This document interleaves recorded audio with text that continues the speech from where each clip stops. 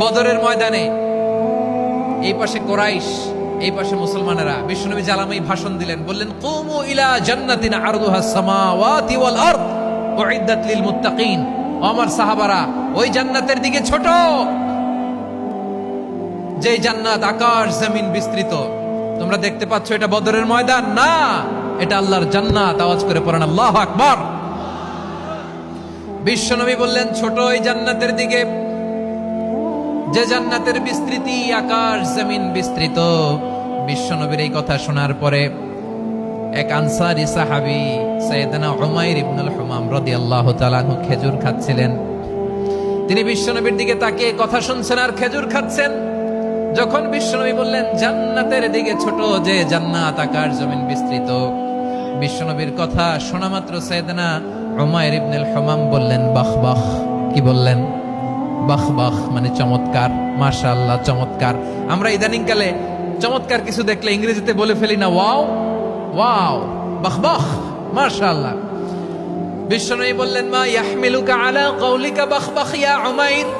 ও উমাইর, আমার এই কথা শুনে তুমি কেন বললা বাহ বাহ, চমৎকার চমৎকার কেন বললা?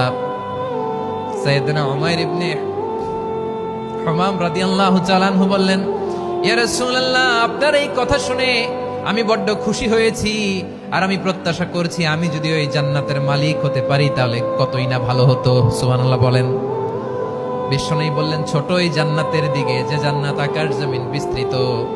আপনার এই চমৎকার মুখনিসৃত কথা শুনে আমার হৃদয়ের মধ্যে জান্নাতি হওয়ার বাসনা জেগে উঠলো, এজন্য বলেছি বাহ বাহ, আমি যদি ওই জান্নাতে যেতে পারতাম কতই না ভালো হতো।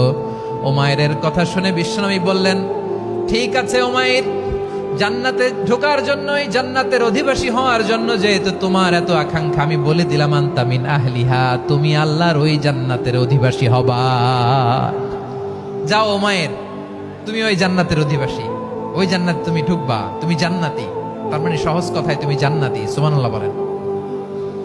যখনই বিশ্বনবী বললেন জান্নাতি, সাইয়েদনা উমাইর রাদিয়াল্লাহু তাআলা আনহু খেজুর খাচ্ছিলেন আর মনে মনে ভাবে বিশ্বনবী যখন ওয়ারেন্টি দিয়েছে, বিশ্বনবী যখন গ্যারান্টি দিয়েছে আমি জান্নাতে যাব, তাহলে হাতে তো এখনো 3টা খেজুর বাকি।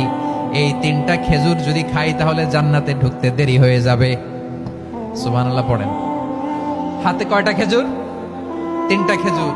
বিশ্বনবী বললেন উমাইর আনতা মিন আহলিহা, তুমি ওই জান্নাতের অধিবাসী, তুমি জান্নাতি। উমাইর চিন্তা করলেন আমি জান্নাতি, নবীর মুখ দিয়ে যখন বেরোইছে ওই জান্নাতে তো আমার ঢুকতেই হবে, কিন্তু হাতে 3টা খেজুর খেয়ে যদি জিহাদের ময়দানে যাই তাহলে জান্নাতে যেতে তো দেরি হয়ে যাবে। এই চিন্তা আসা মাত্রই খেজুর 3টাকে তিনি ছুঁড়ে মারলেন, তলোয়ার বের করে আল্লাহু আকবার বলে বদরের ময়দানে ঝাঁপিয়ে পড়লেন। আল্লাহর শত্রুদেরকে কচুকাটা করে এক পর্যায়ে শাহাদাতের সুধা পেয়ে নিজেও জান্নাতি হয়ে গেলেন। পড়েন সুবহানাল্লাহ।